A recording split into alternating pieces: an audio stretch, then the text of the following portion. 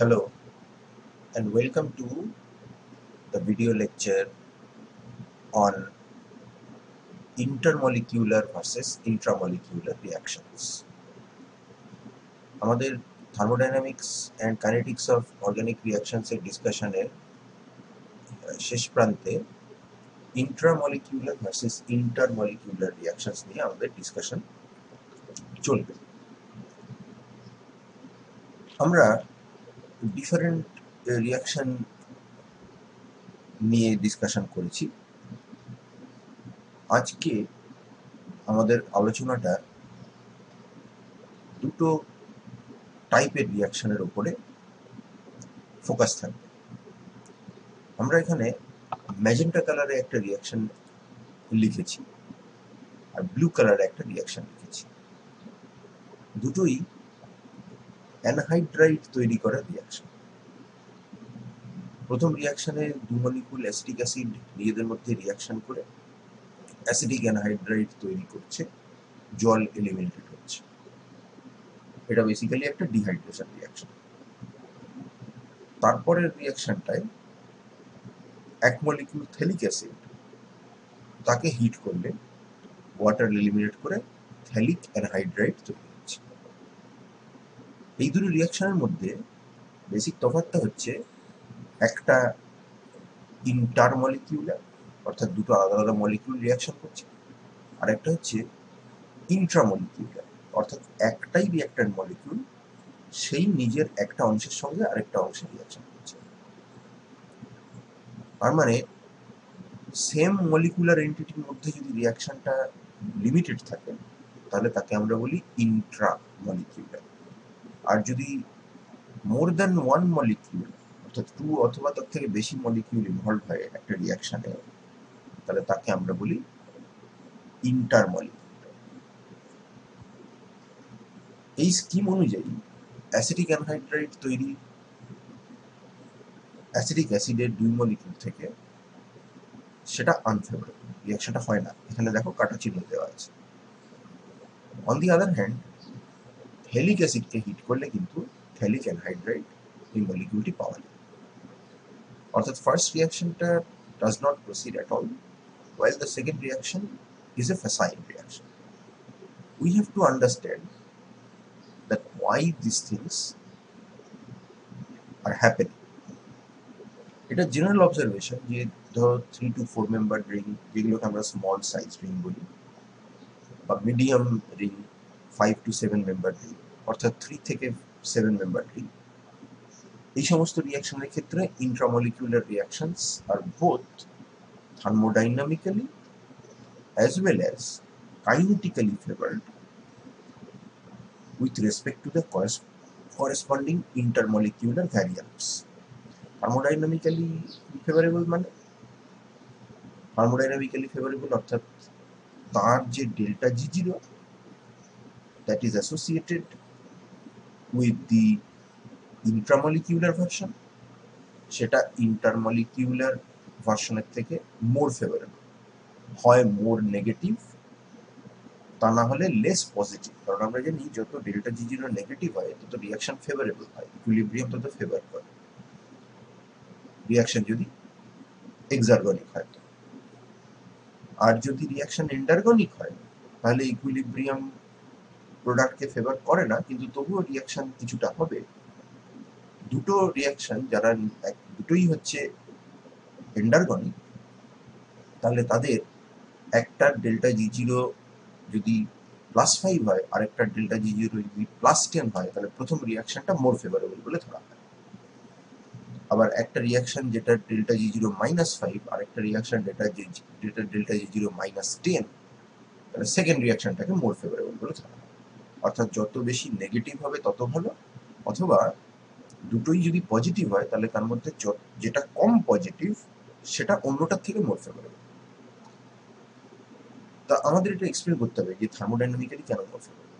এবং শুধু তাই নয়, ইন্ট্রামলিকুলার ভ্যারিয়েন্টসগুলো এই 5 to 7 মেম্বার রিং বা 3 to 4 মেম্বার রিং এর ক্ষেত্রে কাইনেটিক্যালিও মোর ফেভারেবল। তার মানে অর্থাৎ ইন্ট্রামলিকুলার ভার্সনটা ফাস্টার প্রসিড করে correspond to its intermolecular version. তো এটার থার্মোডাইনামিক অ্যানালিসিসটা আগে করা যাক। থার্মোডাইনামিক অ্যানালিসিসে ফেভারেবিলিটির কথা যখনই চলে আসবে তখন আমরা বেসিক্যালি ডেল্টা জি জিরোর কথা বলছি। তো ডেল্টা জিরো দুটো কম্পোনেন্ট আছে, একটা হচ্ছে ডেল্টা এইচ জিরো আর একটা হচ্ছে টি ডেল্টা এস জিরো। তার মানে basically delta H R delta S এই দুটো ফ্যাক্টর রয়েছে। এখন এই রিয়াকশনগুলোর ক্ষেত্রে ডেল্টা এইচ জিরোকে একটা গ্রস ওভার সিম্পলিফিকেশনের মাধ্যমে ধরে নেওয়া হয় যে ইন্টার এবং ইন্ট্রা এই দুটো ক্ষেত্রেই এদের ডেল্টা এইচ জিরো মোটামুটি সেম। যদি আমি বলছি এটা কিন্তু গ্রস ওভার সিম্পলিফিকেশন, কিন্তু আমাদের প্রেজেন্ট অ্যানালিসিসের জন্য let us at least assume this first. তো এটা ধরে নেওয়ার পেছনে আদৌ কি কোনো লজিক আছে নাকি এমনি ধরে নিলাম?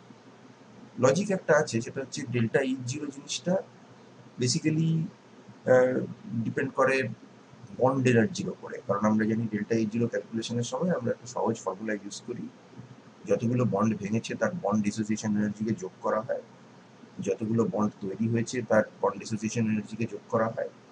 তাহলে এই প্রথম সংখ্যাটা থেকে সেকেন্ড কোয়ান্টিটিটা বাদ দিলে যে মানে বিয়োগফলটা পাওয়া যায়, যে ডিফারেন্সটা পাওয়া যায়, that is your delta H zero, sum BD bonds broken minus sum BD bonds form. তাহলে আমরা যদি এখানে আমরা যে এক্সাম্পলটা নিয়েছিলাম অ্যাসিটিক অ্যাসিডের ইন্টারমলিকিউলার ডিহাইড্রেশন রিঅ্যাকশন, সেখানে আমরা খেয়াল করলে দেখবো এখানে ওইচ বন্ড ভাঙছে এবং এখানে সিও বন্ড ভাঙছে, আর তার সঙ্গে তৈরি হচ্ছে এই সিও বন্ডটা, আর এখানে তৈরি হচ্ছে এইচও বন্ডটা।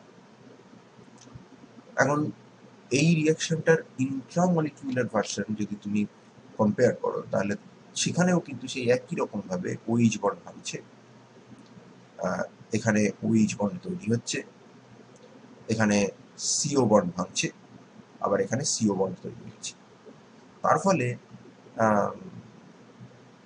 আমরা যদি ধরে নিই যে একই রকম বন্ড যেহেতু ইন্ট্রামলিকিউলার এবং ইন্টারমলিকিউলার রিঅ্যাকশনে ভাঙছে, এবং ওই একই রকম বন্ড ইন্ট্রামলিকিউলার এবং ইন্টারমলিকিউলার রিঅ্যাকশনে তৈরিও হচ্ছে, তাহলে ডেল্টা এইচ জিরো ক্যালকুলেশন করলে একই রকম ভ্যালু আসবে। অর্থাৎ ডেল্টা এইচ জিরো ইন্টার এবং ইন্ট্রা এই দুটোর বিশেষ কিছু তফাৎ হবে না।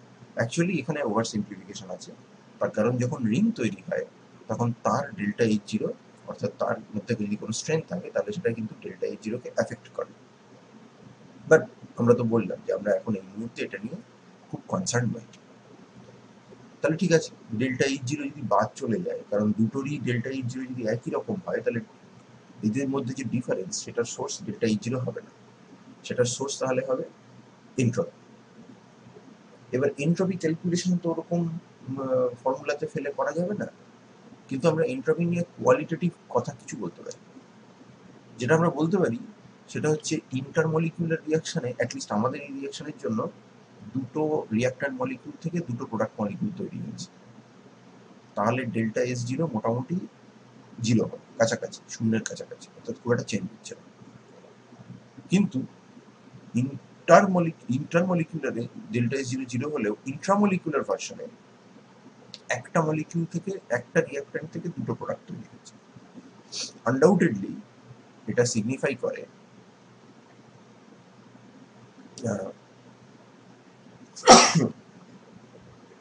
এক্সকিউজ মি,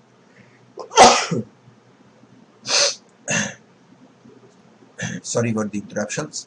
আনডাউটেডলি এই একটা রিঅ্যাক্ট্যান্ট মলিকিউল থেকে দুটো প্রোডাক্ট মলিকিউল তৈরি হওয়া সিগনিফাই করে যে এখানে এন্ট্রপি ইনক্রিজ করছে, কারণ নাম্বার অফ মলিকিউল বাড়লে পসিবল নাম্বার অফ অ্যারেঞ্জমেন্টস বাড়বে, এন্ট্রপিও বাড়বে। অর্থাৎ আমরা এই কথাটা কিন্তু লিখতে পারি যে delta S zero inter is again assumed to be close to zero. However, delta S zero intra is greater than zero. তাহলে এই যে ডিফারেন্সটা তৈরি হলো, এই ডিফারেন্সটা তাহলে কিভাবে আমাদেরকে হেল্প করতে পারে? আমরা জানি delta G zero is equal to delta E zero minus T delta S zero.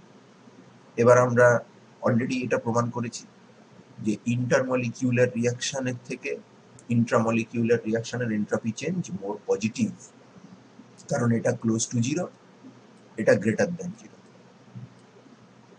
এবার যেহেতু ডেল্টা ই জিরো কোনো রোল প্লে করছে না ডিফারেন্সটার ক্ষেত্রে, তাহলে আমি এই কথা বলতেই পারি যে এইটা যদি কমন টার্ম হয় তাহলে যার ক্ষেত্রে ইন্ট্রা যার ক্ষেত্রে এই টার্মটা মোর পজিটিভ হবে, অর্থাৎ টি ডেল্টা এস জিরোটার ভ্যালুটা বেশি হবে, তার ডেল্টা জি জিরো তত বেশি নেগেটিভ হবে। অর্থাৎ ডেল্টা জি জিরো ইন্টার সেটার change will be greater than the delta G zero Intra. অর্থাৎ এটা যদি -5 হয় তাহলে এটা হয়তো -2, বা এটা যদি +5 হয় তাহলে এটা হয়তো +8, এই ধরনের একটা কিছু। এইটা এবং এইটার মধ্যে কম্পেয়ার করো, অবভিয়াসলি এটা মোর ফেভারেবল। এইটা এবং এইটার মধ্যে কম্পেয়ার করো, অবভিয়াসলি এটা মোর ফেভারেবল। কারণ মোর নেগেটিভ হলে মোর ফেভারেবল, বা লেস পজিটিভ হলে মোর ফেভারেবল। কারণ এন্ট্রপি চেঞ্জটা ইন্ট্রামলিকিউলারের থেকে ইন্টারমলিকিউলার রিয়াকশনে লেস ফেভারেবল। এন্ট্রপিক্যালি ইন্ট্রামলিকিউলার রিয়াকশনটা মোর ফেভারেবল।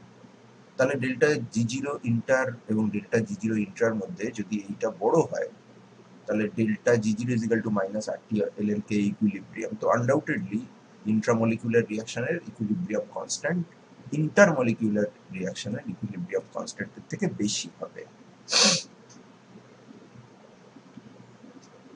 তার কতগুলো এক্সাম্পল দেওয়া আছে এবং এগুলো সব পরীক্ষায় এসেছে। এখানে আমরা যেটা তৈরি করছি সেটা হচ্ছে ল্যাকটোন। আগে আমরা তৈরি করেছিলাম অ্যানহাইড্রাইড, এবার তৈরি করছি ল্যাকটোন। কার্বক্সিলিক অ্যাসিড আর অ্যালকোহলের মধ্যে রিয়াকশন, ইন্ট্রামলিকুলার ভ্যারিয়েশন হয় ল্যাকটোন। যেমন এইখানে তৈরি হয়েছে ল্যাকটোন, এখানে তৈরি হয়েছে ল্যাকটোন। তার সাথে কম্পেয়ার করা হচ্ছে ইন্টারমলিকুলার ভার্সনকে। ইন্টারমলিকুলার ভার্সনে কার্বক্সিলিক অ্যাসিড এবং অ্যালকোহল। এখানে অবভিয়াসলি H+ লাগবে, কারণ অ্যাসিড ক্যাটালিস্ট ছাড়া রিয়াকশনটা হবে না। তো ইন্ট্রামলিকুলার ভার্সনে যদি ল্যাকটোন তৈরি হয় তো ইন্টারমলিকুলার ভার্সনে এস্টার তৈরি হয়। তারপরের এক্সাম্পলটা, এটা হচ্ছে হেমি অ্যাসিটাল তৈরি। হেমি অ্যাসিটাল বলে একটা ফাংশন গ্রুপ তৈরি হচ্ছে। দেখো ল্যাকটোনের সাথে তফাৎ আছে, এখানটায় কার্বনিল আছে, এখানে OH আছে। তো এই ল্যাকটোন তৈরি মতোই তুমি যদি অ্যালডিহাইডের সাথে হাইড্রক্সিল গ্রুপের রিয়াকশন করো তাহলে নিউক্লিওফিলিক অ্যাডিশনের মাধ্যমে হেমি অ্যাসিটাল তৈরি হয়। তো ফার্স্টেরটা ইন্ট্রামলিকুলার, তারপরেরটা অ্যাসিটালডিহাইড এবং ইথানলের মধ্যে রিয়াকশন করে intermolecular. Obviously, both of these reactions are more favorable, thermodynamically more favorable than this one, and this reaction, which is intramolecular, is more favorable compared to this one. লজিকটা সেই একই, একটা molecule থেকে একটা molecule, দুটো molecule থেকে একটা molecule.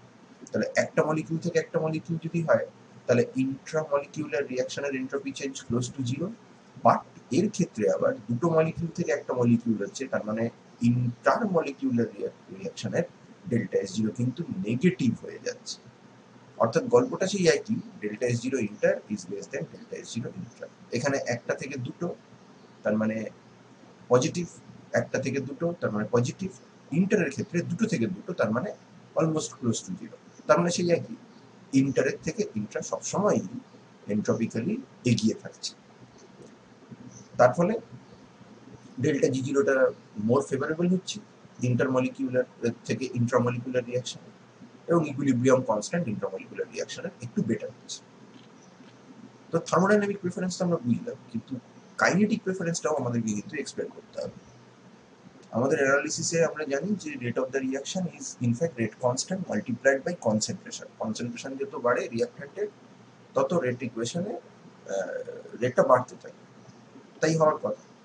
এবার আমরা যদি এই রিয়াকশনগুলোকে একটু স্টাডি করি, যে আমাদের এই ল্যাকটোন ফর্মেশনের জন্য এই কার্বক্সিলিক অ্যাসিড আর এই OH এই দুটোকে রিয়াকশন করতে হবে। তার মানে সবার আগে এদের নিজেদের মধ্যে দেখা হতে হবে।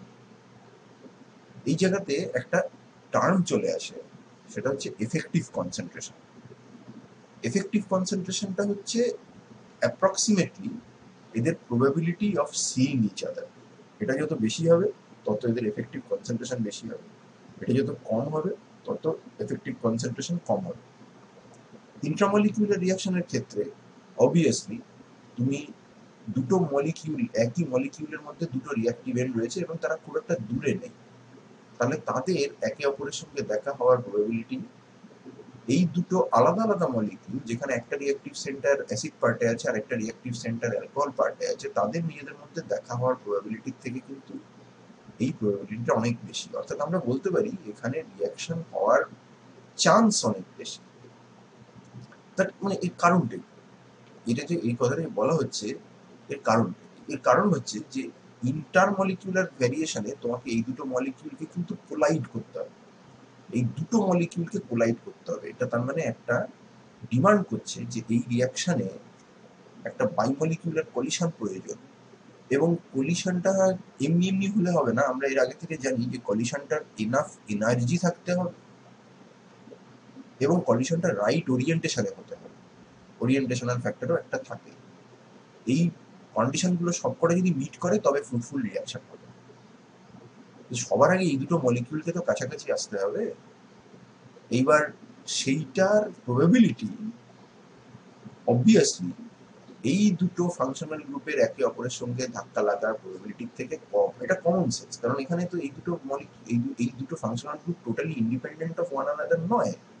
এদের মধ্যে যে চেনটা আছে সেই চেনটা যথেষ্ট ছোট চেন, মাত্র 3টে কার্বন অ্যাটম আছে। তাহলে এই কার্বক্সিলিক অ্যাসিডের কার্বনিল কার্বন আর এই OH হাইড্রক্সিল গ্রুপ, এদের মধ্যে অনেকবার দেখা হবে, কারণ এরা একে অপরের থেকে ড্রিফট করে চলে যাচ্ছে না কোথাও। কিন্তু এখানে এই কিন্তু এর রেসপেক্টে ইন্ডিপেন্ডেন্টলি ঘুরে বেড়াতে পারে, এবং তার ফলে এদেরকে কাছাকাছি এনে কলিশন করানোর যে প্রবাবিলিটি, সেটা এই ইন্ট্রামলিকুলার ভার্সন প্রবাবিলিটির থেকে ডেফিনেটলি কম হবে। তার মানে effective concentration of the reactant species, সেটা কিন্তু ইন্ট্রামলিকুলারে অ্যাটলিস্ট এই রিয়াকশনের জন্য অনেক বেশি কম্পেয়ার টু এই ইন্টারমলিকুলার রিয়াকশন। তার রেট অফ দ্য রিয়াকশন ভালো হওয়ার কথা। এটাকে আরেকভাবে ব্যাখ্যা করা যায়, সেটা হচ্ছে এনট্রপি দিয়ে। কিন্তু এবার আমরা যেটা এনট্রপি দিচ্ছি, এই এনট্রপিটা কিন্তু ইনফ্যাক্ট মানে কাইনেটিক্সের সঙ্গে রিলেটেড এনট্রপি, অর্থাৎ entropy of activation, standard entropy change নয়। কারণ রেট যখন বলা হয় তখন আমরা বেসিক্যালি ট্রানজিশন স্টেটের সাথে রিঅ্যাক্ট্যান্টের ডিফারেন্স, অ্যাক্টিভেশন এনার্জি নিয়ে কথা বলি, বা ফ্রি এনার্জি অফ অ্যাক্টিভেশন নিয়ে কথা বলি। ফ্রি এনার্জি অফ অ্যাক্টিভেশনের যে দুটো টার্ম আছে সেটা হচ্ছে ডেল্টা এইচ ডাবল ট্যাগার আর ডেল্টা এস ডাবল ট্যাগার। তাহলে আমরা এখানে ডেল্টা এস ডাবল ট্যাগার নিয়ে কথা বলছি। এনট্রপি নিয়ে আমরা কিভাবে কথা বলছি? তো সাইক্লাইজেশন যদি হতে হয় তাহলে এই মলিকিউলকে এই কনফরমেশনে আসতে হবে, অর্থাৎ এই ফর্মে আসতে হবে। তো যদি এই ফর্মে আসতে হয় তবেই রিয়াকশনটা হবে, কারণ অক্সিজেন এখানে অ্যাটাক করবে এবং তারপর ল্যাকটোনাইজেশন ইত্যাদি যা হবে। কিন্তু অবভিয়াসলি অক্সিজেন এখান থেকে এখানে অ্যাটাক করতে পারে না, কারণ অনেক দূরে আছে। তার মানে এই যে কনফার্মেশন, এই বি কনফার্মেশনটা অ্যাক্সেস করাটা খুব ইম্পর্টেন্ট। তো বি কনফার্মেশন এ থেকে অ্যাক্সেস করবো কি করে? কিছুই না, এই রেড বন্ড যেটা মার্ক করা আছে, এটা সিঙ্গেল বন্ড, এটাকে ঘোরাবো। ঘোরালে এরকম একটা কনফার্মেশন পাবো। তারপরে এই জিনিসটাকে আবার ঘোরাবো। যদি এরকম ঘুরিয়ে দিই তাহলে এই ওই সিওইচটা এইদিকে চলে যাবে, তাহলে এ এখানে চলে আসবে। তার মানে আমরা মাত্র দুটো কনফার্মেশন চেঞ্জ, মানে মাত্র দুটো সিসি বন্ড রোটেট করে আমরা এই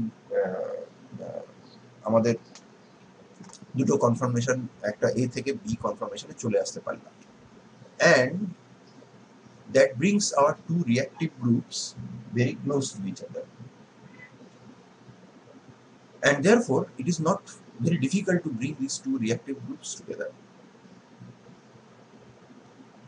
এবং এই যে কনফার্মেশনটা চেঞ্জ করলাম, এই এই মলিকুলটা ডিফারেন্ট কনফার্মেশনে এক্সিস্ট করতে পারতো, কিন্তু আমার একটা পার্টিকুলার কনফার্মেশন দরকার হচ্ছে। তো ডিফারেন্ট কনফার্মেশন মানে চেনের ফ্লেক্সিবিলিটি অ্যালাউ করা আছে, কিন্তু একটা পার্টিকুলার কনফার্মেশনে ফিক্স করে দেওয়া মানে ফ্লেক্সিবিলিটি কমিয়ে দেওয়া হবে। যত রকম ভাবে সাজানো যায় তার থেকে তুমি তাকে সে তত রকম ভাবে সাজাচ্ছ, আর তুমি একরকম ভাবে সাজাচ্ছ। তার মানে তোমার কিন্তু একটা এনট্রপি লস হচ্ছে।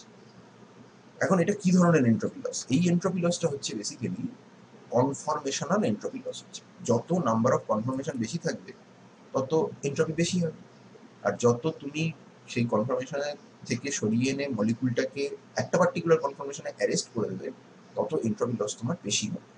তাহলে এখানে খুব বেশি তোমার কিন্তু কনফার্মেশনাল এনট্রপি লস হচ্ছে না। তার কারণ to begin with your number of possible conformations are not much, কারণ এখানে একটা সিঙ্গেল বন্ড আছে, এখানে একটা আছে, এখানে একটা আছে, এখানে একটা আছে। এই কয়েকটা বন্ডের বরাবর তুমি কয়েকটা কনফার্মেশন পেতে এবং একটা কনফার্মেশন থেকে রিঅ্যাক্টিভ কনফার্মেশনে আসতে খুব বেশি বন্ড তোমাকে রোটেট করতে হচ্ছে না। এবং যেহেতু number of possible conformations to begin with is not a great number, বিরাট বড় নাম্বার নয়, you are not losing that much of entropy conformational বা যেটাকে অনেকে রোটেশনাল এন্ট্রপি বলে, কিন্তু রোটেশনাল এন্ট্রপি কথাটা খুব অ্যাপ্রোপ্রিয়েট নয়, কারণ রোটেশনাল এন্ট্রপি আবার মলিকিউলটার ইটসেলফ রোটেশন হতে পারে, তার সঙ্গে যে এন্ট্রপিটা অ্যাসোসিয়েটেড থাকে তাহলে রোটেশনাল এন্ট্রপি বলে। তা আমরা এই জায়গাটাতে কনফরমেশনাল এন্ট্রপি ইউজ করাটা বেটার। তো কনফরমেশনাল এন্ট্রপি খুব বেশি লস হচ্ছে না। কিন্তু ইন্টারমলিকুলার ভার্সনে কি হবে? ইন্টারমলিকুলার ভার্সনে তাদেরকে কিন্তু যখন রিয়াকশন করতে হবে তখন তাদেরকে আমরা জানি যে তাদের একটাকে আরেকটার সঙ্গে এসে ধাক্কা লাগতে হবে।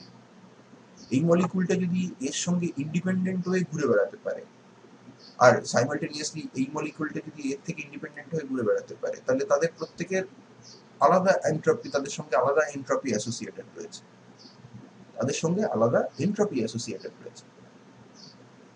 কিন্তু এদের এন্ট্রপিটা রোটেশনাল বা কনফরমেশনাল এন্ট্রপি নয়, এদেরকে আমরা বলতে পারি ট্রান্সলেশনাল এন্ট্রপি। ট্রান্সলেশনাল মোশন মানে ধরো এক্স অ্যাক্সিস বরাবর একটা মলিকিউল দৌড়ে দৌড়ে যাচ্ছে, তাহলে এটাকে আমরা বলি ট্রান্সলেশন।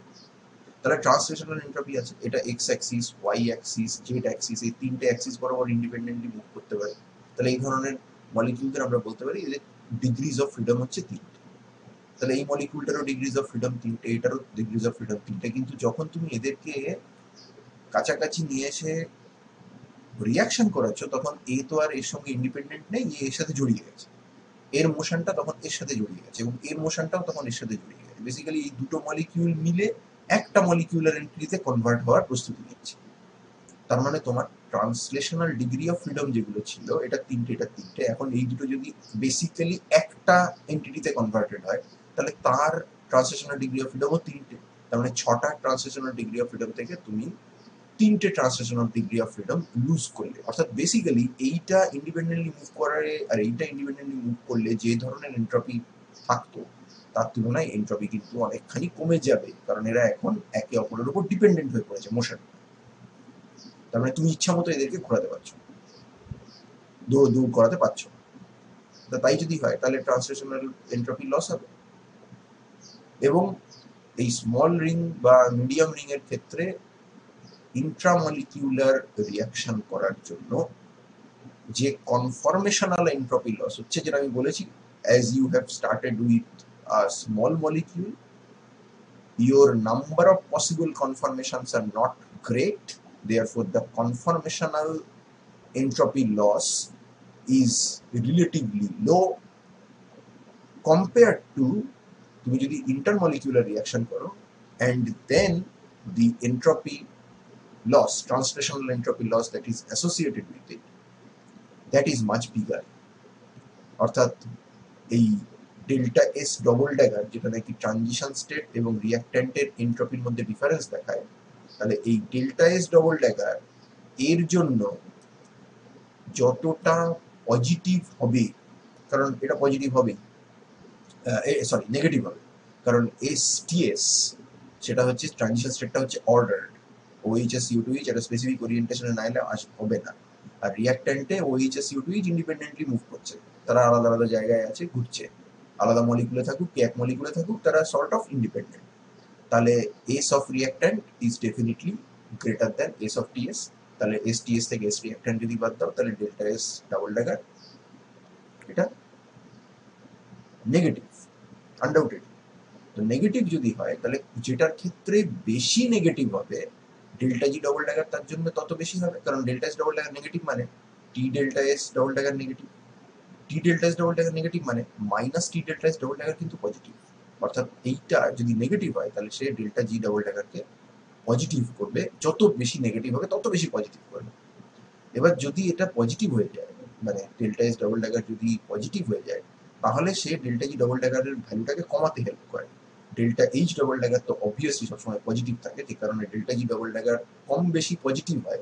কিন্তু ডেল্টা এস ডবল ড্যাগার যদি নেগেটিভ হয়ে যায় তাহলে কিন্তু ডেল্টা জি ডবল ড্যাগারের অবস্থা খারাপ।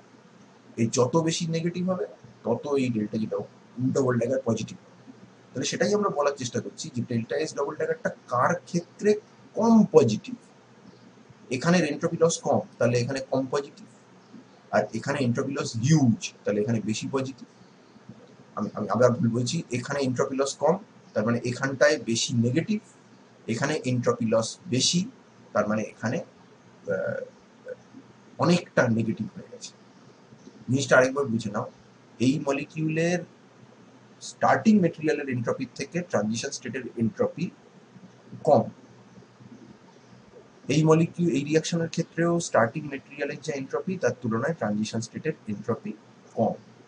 কিন্তু এই জায়গাতে শুরুতে এন্ট্রপিটা অর্থাৎ রিয়াক্ট্যান্টের এন্ট্রপিটা এত বেশি ছিল যে এই যে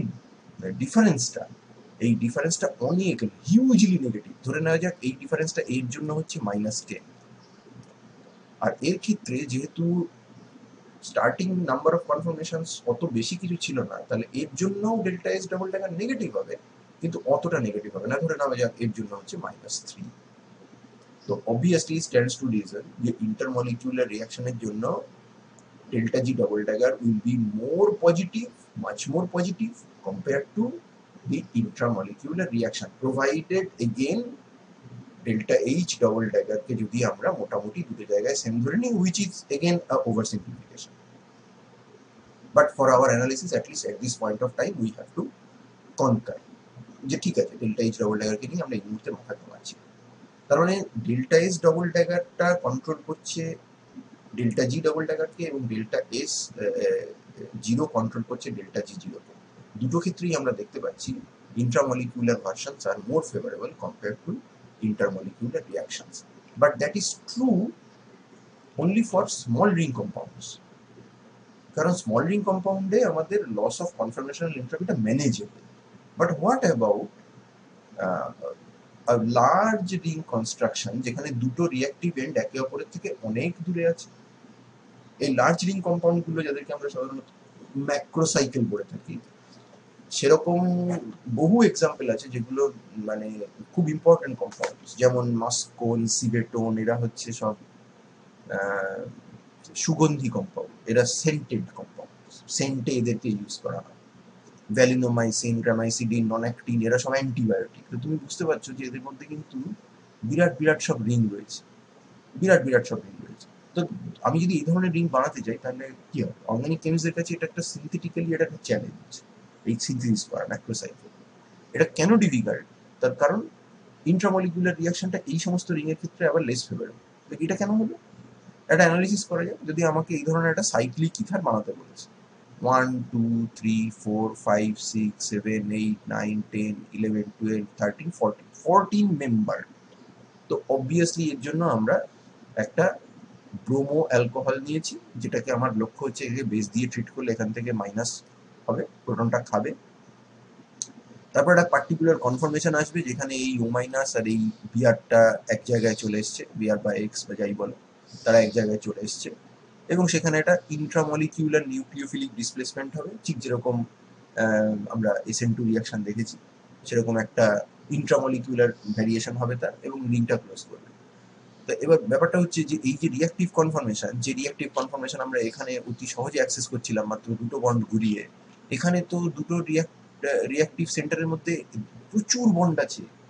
তার মানে আমাকে অনেকগুলো বন্ডকে ঘুরিয়ে ঘুরিয়ে ঘুরিয়ে ঘুরিয়ে এই কনফরমেশন অ্যাক্সেস করতে হবে, এবং এই কনফরমেশন অ্যাক্সেস করা মানে এই মলিকিউলের এই সমস্ত বন্ড বরাবর যতগুলো কনফরমেশন পসিবল ছিল সমস্ত কনফরমেশনকে তোমাকে স্যাক্রিফাইস করতে হবে। তার মানে তোমার কনফরমেশনাল এন্ট্রপি লসটা হবে হিউজ, যেটা আগে কিন্তু হচ্ছিল না, আগে কম হচ্ছিল। কারণ তোমার two begin with your molecule was relatively small, the number of intervening bonds between the two reactive centers that was also small. এখানে the number of intervening bonds is so high that your reaction will be very unfavorable in the ground that you are having to pay a huge penalty on conformational entropy. তার থেকে বরঞ্চ better হচ্ছে, তার থেকে better তুমি ইন্ট্রামলিকিউলার না করে ইন্টারমলিকিউলার করে দাও। কারণ ইন্টারমলিকিউলার করলে আমরা জানি হ্যাঁ এন্ট্রপি লস হবে, ট্রান্সলেশনাল এন্ট্রপি লস হবে, কিন্তু ট্রান্সলেশনাল এন্ট্রপি লস এই সিস্টেমটার জন্য will be more favourable compare to the huge conformational entropy loss that is associated with the intramolecular version. কাজেই লার্জ রিং এর ক্ষেত্রে কিন্তু পুরো গল্পটা উল্টে যায়। তখন তোমার গল্পটা হচ্ছে যে entropy loss in the ground of conformational entropy loss is so large যে ট্রান্সলেশনাল এন্ট্রপি লস করে ডাইমেরাইজেশন করে দাও। অতএব এই ক্ষেত্রে delta S double dagger intramolecular is actually much more negative than delta S double dagger intermolecular. তাহলে ডাইমেরাইজেশন বা intermolecular reaction তো ফেভারেবল হবেই, কারণ তার ডেল্টা জি ডবল ড্যাগারটা কম হবে ডেল্টা জি ডবল ড্যাগার ইন্ট্রার থেকে। তো এটাকে কিভাবে ম্যানেজ করা যায়, কারণ এইসব জিনিসপত্র কিন্তু লোকে বানিয়েছে। তার মানে যদি এরকম হয় যে এর প্রিকারসারকে মিডিয়ামে ফেললে যদি বা এর প্রিকারসারকে মিডিয়ামে ফেললে বা এর প্রিকারসারকে মিডিয়ামে ফেললে অর্থাৎ রিঅ্যাক্ট্যান্টটাকে মিডিয়ামে ফেললে যদি দুটো রিঅ্যাক্ট্যান্ট মলিকুল ডাইমেরাইজ করে, তাহলে তো সাইক্লাইজ করছে না, তাহলে সাইক্লাইজেশন করে কি করে? তার জন্য একটা অ্যানালিসিস করে এমনি খুব সহজে প্রমাণ করা যায় যে রিঅ্যাক্ট্যান্টের কনসেন্ট্রেশনটাকে কমাতে হবে। এটা কাউন্টার ইনটুইটিভ, তার কারণ রিঅ্যাক্ট্যান্টের কনসেন্ট্রেশন বাড়ালে রেটটা বেড়ে যাওয়ার কথা, কিন্তু দেখো কি হচ্ছে। তোমার একটা হাইপোথেটিক্যাল মলিকিউল নিয়েছে যেখানে এক্স আর ওয়াই দুটো রিঅ্যাক্টিভ সেন্টার, তাদের মধ্যে বন্ডিং হবে, হলে একটা রিং তৈরি হবে এবং তার জন্য একটা কন্ডেন্সিং এজেন্ট দিতে হয়, যেমন তুমি এখানে কন্ডেন্সিং এজেন্টটা বেস দিয়েছো। তো এবার ইন্ট্রামলিকুলার রিঅ্যাকশনের জন্য আমরা জানি তার রেট অফ দ্য রিঅ্যাকশন হচ্ছে K intra X Y concentration into concentration of the condensing agent. আর ইন্টারমলিকুলার যদি হয় তাহলে দুটো মলিকিউল লাগবে, কন্ডেন্সিং এজেন্টও লাগবে এবং তার রেট কনস্ট্যান্ট হচ্ছে কে ইন্টার, তাহলে এখানে টু দ্য পাওয়ার 2 আসছে। তাহলে এবার তুমি এই দুটো রেটকে যদি ভাগ করে দাও, ইন্টার ভার্সেস ইন্ট্রা করে দাও, তাহলে যেটা হবে সেটা হলো K intra by K inter, এটা এটা এটা ইন্ট্রা হবে। I am sorry, this has to be intra. এটাকে ইন্ট্রা করো, এটাকে ইন্টার করো, এখানে লিখতে গিয়ে গন্ডগোল হয়েছে। I will make necessary corrections in the uh, in the in the in the study material. I apologize for this mistake. তো এটাকে এটাকে দিয়ে এটাকে ভাগ করে দাও, ইন্ট্রা ভার্সেস ইন্টার যদি ভাগ করে দাও, তাহলে কি হবে? K intra by K inter into একটা একটা এই টার্মটা একটা কেটে যাবে, কেটে গিয়ে কে ইন্টারটা উপরে থাকবে, নিচে থাকবে K inter into concentration of the X Y. তাহলে এই ডিরাইভটা এই এই এই ইকুয়েশনটা যেটা ডিরাইভ করা হলো, সেই ডিরাইভেশনটা থেকে আমরা একটা জিনিস পরিষ্কার বুঝতে পারছি যে concentration of substrate X Y যত কম হবে, তত এই ইন্ট্রা ভার্সেস ইন্টার এই রেশিওটা তত বেশি হবে। কারণ এটা কমে যাওয়া মানে এই রেশিওটা বেড়ে যাওয়া, এটা কমে যাওয়া মানে এই রেশিওটা বেড়ে যাওয়া, Intra versus inter, rate of Intra versus inter বেড়ে যাবে। এবং এটা কমন সেন্স থেকে আসে। তোমার যদি ডাইমেরাইজেশন রিঅ্যাকশনকে আটকাতে হয়, তাহলে তোমাকে নিশ্চিত করতে হবে যাতে একটা মলিকুল আরেকটা মলিকুলকে দেখতে না পায়, তাই না?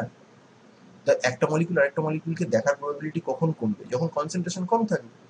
এবার ও সাইক্লাইজ করতে চায় না, অনন্তকাল তো আর মিডিয়ামে ঘুরবে না, যদি অন্য কাউকে ও দেখতে না পায় তাহলে ও খানিকটা অনিচ্ছুক ভাবেই সাইক্লাইজেশনের দিকে চলে যাবে। কিন্তু যে মুহূর্তে ও অন্য কাউকে দেখতে পাবে, তাহলে ও তার সাথে ডাইমেরাইজেশন করার জন্য আগ্রহ প্রকাশ করবে। এবার মেক শিওর যে you don't let one such molecule see another molecule for a very long time. তাহলে এই রিঅ্যাকশনটাকে করার জন্য তোমাকে সাবস্ট্রেটের কনসেন্ট্রেশন ডেলিবারেটলি তুমি স্যাবোটেজ করছো, ডেলিবারেটলি কম রাখছো, যাতে ডাইমেরাইজেশন বা পলিমেরাইজেশন এদিকে রিঅ্যাকশনটা না যায়। বেটার ইয়েট, তুমি কনসেন্ট্রেশন এত কম রাখো যে আর কিছু না পেয়ে ও ফোর্সড হয় আমাদের সাইক্লাইজেশন রিঅ্যাকশনটাতে পার্টিসিপেট করতে। This is called the high dilution technique. This is also called the high dilution technique. Dilution করে দাও যাতে ওভারঅল ইন্ট্রামলিকুলার রিঅ্যাকশন এবং ওভারঅল ইন্টারমলিকুলার রিঅ্যাকশনের মধ্যে ইন্ট্রামলিকুলার রিঅ্যাকশনটা পরিস্থিতির চাপে মোর ফেভারেবল হয়ে যায় এবং ইন্টারমলিকুলার রিঅ্যাকশনটা কাইনেটিক্যালি মোর ফেভারেবল হলেও সেটাকে সাপ্রেস করে দেবে। ওকে, তো এবার ফাইনালি লাস্ট যে পার্টটা আছে সেটা হচ্ছে যে আমরা বুঝবো কি করে ইন্ট্রা হয়েছে না ইন্টার হয়েছে। তার জন্য আমরা একটা ক্রস ওভার এক্সপেরিমেন্ট করি। ক্রস ওভার এক্সপেরিমেন্টে দুটো ক্লোজলি অ্যানালগাস সাবস্ট্রেট নেওয়া হয়। আমরা এখানে একটা এমন এক্সাম্পল দিচ্ছি যে এক্সাম্পলটা সেমিস্টার 4-এর রিঅ্যাকশন, কিন্তু সেমিস্টার 4-এই অ্যাকচুয়ালি এই ধরনের ক্রস ওভার এক্সপেরিমেন্টের গল্পটা আসবে, তার আগে খুব বেশি আসবে না, যদি আমরা SN2 রিঅ্যাকশনের ক্ষেত্রে একটা ক্রস ওভার এক্সপেরিমেন্ট এত পরে দেখব। কিন্তু আমরা এখানে এই এক্সাম্পলটাকে নিয়েছি। মেকানিজমটা একটু অন্যরকম, কারণ তুমি এর মেকানিজম জানো না, তো মেকানিজমটা আমরা আগে দেখে নেবো, কিন্তু তার আগে দেখা যাক যে ক্রস ওভার এক্সপেরিমেন্টটা কি জিনিস। ক্রস ওভার এক্সপেরিমেন্ট হচ্ছে দুটো ক্লোজলি অ্যানালগাস সাবস্ট্রেটকে নিয়ে মিশিয়ে রিঅ্যাকশন করা হয়, তার আগে তাদেরকে আলাদা আলাদা করে রিঅ্যাকশন করা হয়। তাহলে ধরে নেওয়া যাক এ বলে একটা সাবস্ট্রেট আছে, তাহলে সেখান থেকে রিয়াকশন করলে বি তৈরি হচ্ছে, আর সি বলে একটা সাবস্ট্রেট আছে, সেখান থেকে রিয়াকশন করলে ডি তৈরি হচ্ছে। এরা ক্লোজলি অ্যানালগাস, কিন্তু এরা ডিফারেন্টও বটে। এদেরকে মিশিয়ে যদি এ প্লাস সি দিয়ে রিয়াকশন করা যায়, তাহলে ওই একই কন্ডিশনে রিয়াকশন করলে অবভিয়াসলি বি এবং ডি তৈরি হওয়ার কথা। এবার এটা যদি রিয়াকশনটা যদি ইন্ট্রামলিকিউলার হয়, তাহলে এ থেকে কেবল বি এবং সি থেকে কেবল ডি তৈরি হবে, এবং এরা হচ্ছে নর্মাল প্রোডাক্ট। হাউএভার যদি এটা ইন্ট্রামলিকিউলার রিয়াকশন না হয়ে ইন্টারমলিকিউলার হয়, অ্যাটলিস্ট পার্টলিও ইন্টারমলিকিউলার হয়, অর্থাৎ এই পার্টটা এই অংশটা মেবি খানিকটা ইন্ট্রামলিকিউলার করে, খানিকটা ইন্টারমলিকিউলার করে, বা এমন হতে পারে যে পুরোটাই ইন্টারমলিকিউলার করে, 100% ইন্টারমলিকিউলার। অর্থাৎ যদি ইন্টারমলিকিউলারিটি ছিটে ফোটাও থাকে বা 100% ইন্টারমলিকিউলার হয়, তাহলে কিন্তু নতুন নতুন প্রোডাক্ট তৈরি হবে, কারণ এ থেকে কেবল বি তৈরি হবে না, এখানে সি এর একটা গল্প চলে আসবে, তখন একটা নতুন প্রোডাক্ট তৈরি হবে মেবি ই, আবার সি থেকে আর একটা নতুন প্রোডাক্ট তৈরি হবে মেবি এফ। এক্সাম্পলটা দিলে বুঝতে পারবেন। এবং এই প্রোডাক্টগুলোকে বলা হয় ক্রস ওভার প্রোডাক্ট। আর ক্রস ওভার প্রোডাক্ট যদি পাওয়া যায় মিডিয়ামে, তাহলে আমরা বলতে বাধ্য যে কি ইন্টারমলিকুলারিটি আছে। সেটা কতটা আছে সেটা পরে আলোচনা করা যাবে, সেটা 100% ইন্টারমলিকুলার নাকি খানিকটা ইন্ট্রা খানিকটা ইন্টার, সেগুলো অন্য কথা, কিন্তু ইন্টারমলিকুলার অ্যাটলিস্ট পার্টলি। তো এক্সাম্পল দেখো, এই কম্পাউন্ডের নাম হচ্ছে পিনাকল। এটা 1,2-ডাইয়ল, এটাকে H2SO4 দিয়ে ট্রিট করলে বেসিক্যালি এখান থেকে জল বেরিয়ে যায়, এটা ডিহাইড্রেশন হয় এবং কার্বন স্কেলিটনের রিঅ্যারেঞ্জমেন্ট হয়। যেমন তুমি এখানে দেখতেই পাচ্ছ, একটা কার্বনের উপর দুটো মিথাইল ছিল, একটা কার্বনের উপর দুটো ফিনাইল ছিল, ওয়াটার মলিকিউল বেরিয়ে গেছে, কার্বনিল কম্পাউন্ড তৈরি হয়েছে, এবং একটা মিথাইল শিফট করে একটা এই কার্বন থেকে চলে গেছে এই কার্বনটায়, অর্থাৎ এখানে একটা শিফটিং হয়েছে, এই মিথাইলটা এখানে চলে গেছে। তো এই হাইড্রোজেন চলে যাচ্ছে, এখানে কার্বনিল তৈরি হচ্ছে, এই মিথাইল মাইগ্রেট করে এই কার্বনে চলে যাচ্ছে, আর এই ওইচ চলে যাচ্ছে, হাইড্রোজেন আর ওইচ মানে ওয়াটার বেরিয়ে যাচ্ছে। তার মানে this is a dehydration as well as rearrangement. তো এর দুটো মেকানিজম লোকে প্রপোজ করেছে। একটা মেকানিজম হচ্ছে প্রোটনেশন করো, এটাকে করলে এটা H2O প্লাস হবে, H2O প্লাস অক্সিজেনের মাথায় প্লাস চার্জ আছে, অর্থাৎ CO বন্ডটা উইক হয়ে গেছে, এ ভেঙে ভাঙতে চাইছে। এই যদি ভাঙে তাহলে এর মাথায় প্লাস চার্জ আসছে, এই পাশের কার্বন থেকে এই কার্বন মিথাইল এই যে বন্ডটা আছে, এই মিথাইলটা নিজের বন্ডেড ইলেকট্রন পেয়ার নিয়ে মাইগ্রেট করে আসছে। This is called carbocation rearrangement or rearrangement involving migration of a methyl. যদি ওখানে কার্বোক্যাটায়ন ইন্টারমিডিয়েট ইনভলভ নয়, অ্যাটলিস্ট ইন্ট্রামলিকুলারে ইনভলভ নয়, কিন্তু এটা একটা methyl migration. With methyl migration basically the water molecules departure is hastened, সেটাকে ও বের করতে সাহায্য করছে। তো যদি এখান থেকে বেরিয়ে যায় মিথাইল নিজের বন্ডেড পেয়ার অফ ইলেকট্রনকে নিয়ে, তাহলে এখানে প্লাস চার্জ ডেভেলপ করবে, এই প্লাস চার্জকে এই অক্সিজেন স্টেবিলাইজ করছে। তার মানে তুমি এই কম্পাউন্ডটাকে, which is basically resonance structure, and then you lose a proton from here and you get your compound. তো এখানে বুঝতেই পারছো this is a intramolecular variation, একটাই মলিকিউল ইনভলভ হয়ে বসে আছে, এবং এই মিথাইলের যখন মাইগ্রেশন হচ্ছে, the methyl does not detach itself from this centre to that centre. যখন মাইগ্রেশনটা হচ্ছে তখন মিথাইল কিন্তু নিজেকে ডিটাচ করেনি, as oppose to some proposal যেখানে বলছে যে এই ওয়াটার মলিকিউলটা তৈরি হয়েছে, এই ওয়াটার মলিকিউল তৈরি হওয়ার পরে মানে এই এটা প্রোটনেশনের পরে OH2 প্লাস হয়েছে, ওয়াটার মলিকিউল এলিমিনেশন হয়েছে, বেরিয়ে গেছে, তারপরে মিথাইল কিন্তু মাইগ্রেট করেনি, মিথাইল এই মলিকিউলকে ছেড়ে বেরিয়ে গেছে, দেখো খেয়াল করো, এবি প্লাস হয়ে গেছে। অর্থাৎ এখানে ডিসক্রিট একটা মলিকুলার স্পিসিসটাই ইনভলভ ছিল, ওয়াটারটাকে তুমি বাদ দিতে পারো কারণ ওয়াটার তো বেরিয়ে যাচ্ছে। এই মিথাইল এবং রেস্ট অফ দ্য পার্ট কখনোই পুরোপুরি ডিটাচ হয়নি, কিন্তু এখানে কিন্তু মিথাইল পুরো আলাদা হয়ে বেরিয়ে গেছে। ওয়াটার বেরিয়ে যাওয়ার পর after you lose the water molecule, methyl plus বেরিয়ে এসছে মিডিয়ামে, এবং এইখানটাতে একটা ইনল তৈরি হয়েছে। Now this enol will react with methyl plus. Enol is the nucleophile, methyl plus is the electrophile, and once it does, এর এই কার্বনটাতে মিথাইল আবার রিইন্ট্রোডিউসড হলো। আউটকামটা একই, এখান থেকে এইটা যা হলো, এখান থেকে ওটা একই হলো, বাট মাঝখানে একটা বিরাট তফাৎ আছে। একটা হচ্ছে মিথাইল নিজের ইলেকট্রন পেয়ার নিয়ে মাইগ্রেট করেছে without detaching itself from the rest of the molecule, so that's a intramolecular version. But in this case, methyl is completely breaking away from the molecule and coming out as a carbocation, as a discrete carbocation, and an enol is forming. Obviously, you have two molecules here. Now, if you consider this reaction, a reaction ta intermolecular. The outcome is same. তা এই যদি আমার গল্প হয়, তাহলে আমি এটা বুঝবো কি করে যে কোন পাথওয়েটা অপারেট করছে। তার জন্য আমরা দুটো পিনাকল দিয়েছি। একটা পিনাকল হচ্ছে পিনাকল 1, সেখানে আমাদের এই দুটো মিথাইল নেওয়া আছে, আর একটা পিনাকল হচ্ছে পিনাকল 2, সেখানে দুটো ইথাইল নেওয়া আছে মিথাইলের জায়গায়। মেকানিজম যাই হোক না কেন, ইন্ট্রা আমরা এই পিনাকল 1 থেকে এ প্রোডাক্টটাকে এক্সপেক্ট করবো, যেখানে মিথাইলের মাইগ্রেশন হবে, হয় মাইগ্রেশন হবে, তা নাহলে মিথাইল বেরিয়ে এসে আবার ঢুকবে। আর ইথাইল কম্পাউন্ডের জন্য আমরা ইথাইলের হয় মাইগ্রেশন হবে, নাহলে ইথাইল প্লাস বেরিয়ে এসে আবার ঢুকবে। তাহলে এবার এটা আমরা আগে এস্টাবলিশ করে নিয়েছি যে পিনাকল 1 থেকে এ এবং পিনাকল 2 থেকে বি তৈরি হবে। তাহলে এবার দুটোকে মিশিয়ে দাও, পিনাকল 1 পিনাকল 2 কে মিশিয়ে সালফিউরিক অ্যাসিড দিয়ে রিয়াকশন করো। যদি ইন্ট্রামলিকিউলার রিয়াকশন হয় তাহলে পিনাকল 1 থেকে এ তৈরি হবে। আমি এখানে কালার কোড করেছি, দেখো, ব্লু মিথাইল, এখানে অবভিয়াসলি সব ব্লু মিথাইল। আর পিনাকল 2 থেকে বি হবে রেড ইথাইল, অতএব এখানেও রেড ইথাইল। কিন্তু যদি রিয়াকশনটা ইন্ট্রামলিকিউলার না হয়, যদি ইন্টারমলিকিউলার ভার্সন হয়, তাহলে কি হবে? ইন্টারমলিকিউলার ভার্সন হলে আমরা এ তো পাবোই, তার সঙ্গে বি পাবো, তার সঙ্গে সঙ্গে কিন্তু আমরা ক্রস ওভার প্রোডাক্টও পাবো, যেখানে দেখো ব্লু মিথাইল এবং রেড ইথাইল দুটোই সাইমালটেনিয়াসলি কোএক্সিস্ট করছে। ব্লু মিথাইল, রেড ইথাইল, আরেকটা প্রোডাক্ট। এখানে তোমার মনে হচ্ছে ইথাইল মাইগ্রেট করেছে, কিন্তু কার্বনিলের দিকে তাকিয়ে দেখছো মিথাইল। এখানে তোমার মনে হচ্ছে মিথাইল মাইগ্রেট করেছে, কিন্তু কার্বনিলের দিকে তাকিয়ে দেখছো ইথাইল। অতএব এইগুলো হচ্ছে নর্মাল প্রোডাক্ট, এইগুলো হচ্ছে ক্রস ওভার প্রোডাক্ট। যদি ইন্টারমলিকিউলার রিয়াকশন হয় তাহলে এই কম্পাউন্ডটা তৈরি হবে। তাহলে প্রশ্ন হচ্ছে কিভাবে হবে? ইন্ট্রামলিকিউলার অবভিয়াসলি এখানে বোঝার কিছু নেই। এখানে ব্লু মিথাইল নিজের লোন পেয়ার, সরি, বন্ড পেয়ারটাকে নিয়ে মাইগ্রেট করছে, কখনোই নিজেকে রেস্ট অফ দ্য মলিকিউলের সঙ্গে টোটালি ডিটাচ করছে না। অতএব এই মলিকিউলকে ছেড়ে যদি ও না বেরোয়, তাহলে এই মলিকিউলের মধ্যেই ও লিমিটেড থাকবে, এবং আমরা একটাই প্রোডাক্ট পাবো, এ। রেড ইথাইলের ক্ষেত্রেও ব্যাপারটা তাই। রেড ইথাইল যদি নিজের বন্ড পেয়ার নিয়ে মাইগ্রেট করে, তাহলে রেড ইথাইল কখনোই নিজেকে রেস্ট অফ দ্য মলিকিউল থেকে ডিটাচ করছে না, এবং ফাইনালি আমরা যে প্রোডাক্টটা পাচ্ছি সেটা হচ্ছে B. But what happens if intermolecular version operates? In that case, methyl plus is generated in the medium and we have this enol. In that case, from this pinnacle 2, I get ethyl plus in this medium and I get this enol. তার মানে আমার কাছে এবার দুটো electrophile আছে, একটা হচ্ছে methyl cation, একটা হচ্ছে ইথাইল ক্যাটায়ন।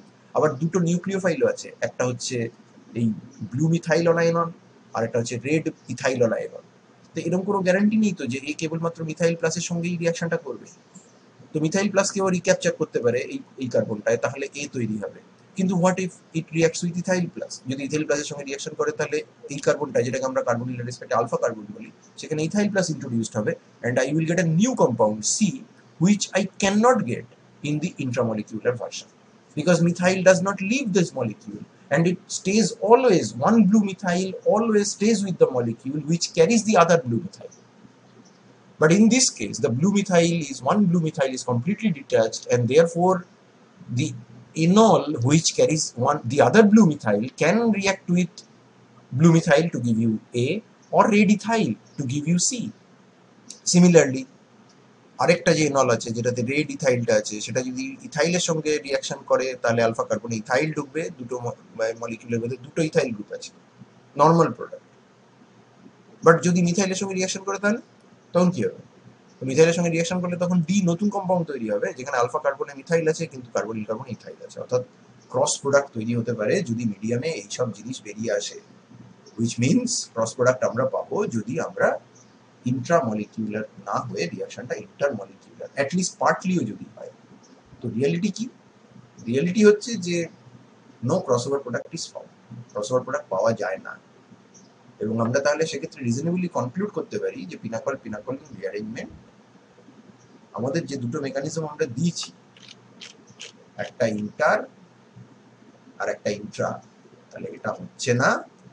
কারণ এটা যদি হতো তাহলে এই সব জিনিস হতো, এবং এইসব জিনিস হলে আমরা ক্রস প্রোডাক্ট পেতাম, আমরা নর্মাল প্রোডাক্টের সঙ্গে সঙ্গে ক্রস প্রোডাক্টও পেতাম। আমরা ক্রস প্রোডাক্ট পাচ্ছি না, তাহলে ডেফিনেটলি আমাদের রিঅ্যারেঞ্জমেন্টের মেকানিজমটা স্ট্রিক্টলি ইন্ট্রামলিকিউলার। অর্থাৎ ক্রস ওভার এক্সপেরিমেন্ট থেকে আমরা যদি নর্মাল প্রোডাক্ট, কেবলমাত্র নর্মাল প্রোডাক্ট পাই, তাহলে আমরা ইন্টারমলিকুলারকে কমপ্লিটলি বাদ দিতে পারি, আমরা বলতে পারি রিয়াকশন স্ট্রিক্টলি ইন্ট্রামলিকুলার। কিন্তু আমরা যদি ক্রস ওভার প্রোডাক্ট পাই এবং তার সাথে নর্মাল প্রোডাক্ট পাই, তাহলে আমাদেরকে বলতে হবে যে রিয়াকশনটা পার্টলি ইন্টারমলিকিউলার। অর্থাৎ যদি রিয়াকশনটা কেবলমাত্র ইন্টারমলিকিউলার পাথওয়ে থ্রু দিয়ে যায়, তাহলে এই চারটে কম্পাউন্ডের রেশিও কিন্তু মোটামুটি সেম হওয়ার কথা, মোটামুটি। কারণ এই এনলটার রিয়াক্টিভিটি এবং এই এনলটার রিয়াক্টিভিটি খুব আলাদা হবে না। মিথাইল প্লাস ইথাইল প্লাস দুটোই হাইলি রিয়াক্টিভ কার্বোক্যাটায়ন, তাহলে এদের রেশিও খুব বিরাট কিছু হয়তো আলাদা হবে না, যদি এদের নিজেদের মধ্যে রিয়াক্টিভিটির বিরাট তফাৎ না থাকে। যদি এইটা হাইলি রিয়াক্টিভ হয়, তাহলে এই কম্পাউন্ডটা এবং এই কম্পাউন্ডটা অবভিয়াসলি ডমিনেট করবে, আর এই দুটো একটু মাইনর অ্যামাউন্টে হবে। আর যদি এদের মধ্যে রিয়াক্টিভিটি মোটামুটি সেম থাকে, তাহলে কিন্তু এই দুটো কম্পাউন্ড আর এই দুটো কম্পাউন্ড এদের মধ্যে রেশিও মোস্টলি কাছাকাছি হবে। এবার সিচুয়েশনটা যদি এরকম হয়, এটা নয় সিচুয়েশনটা, কারণ আমরা দেখলাম যে ক্রস প্রোডাক্ট পাওয়া যায় না, কিন্তু যদি আমরা ধরে নিই যে এখানে খানিকটা ইন্ট্রা হচ্ছে খানিকটা ইন্টার হচ্ছে, তো অবভিয়াসলি তাহলে নর্মাল প্রোডাক্ট যে দুটো আছে তাদের কনসেন্ট্রেশন কিন্তু অনেক বেশি হবে, কারণ এরা ইন্টার দিয়েও তৈরি হতে পারে, আবার ইন্ট্রা দিয়েও তৈরি হতে পারে। আর ক্রস প্রোডাক্ট যেগুলো, সেইগুলোর কনসেন্ট্রেশন রিলেটিভলি কম হওয়ার কথা, তার কারণ তারা কেবলমাত্র ইন্টারমলিকুলার দিয়ে তৈরি হতে পারে। তো একটা পাথওয়ে দিয়ে যে কম্পাউন্ড তৈরি হয়, আর যে কম্পাউন্ড দুটো পাথওয়ে দিয়ে তৈরি হয়, তো দুটো পাথওয়ে দিয়ে তৈরি হলে তার তৈরি হওয়ার প্রবাবিলিটি বেশি থাকবে, কনসেন্ট্রেশন বেশি হবে, প্রোডাক্ট কনসেন্ট্রেশনে তারা ডমিনেট করবে।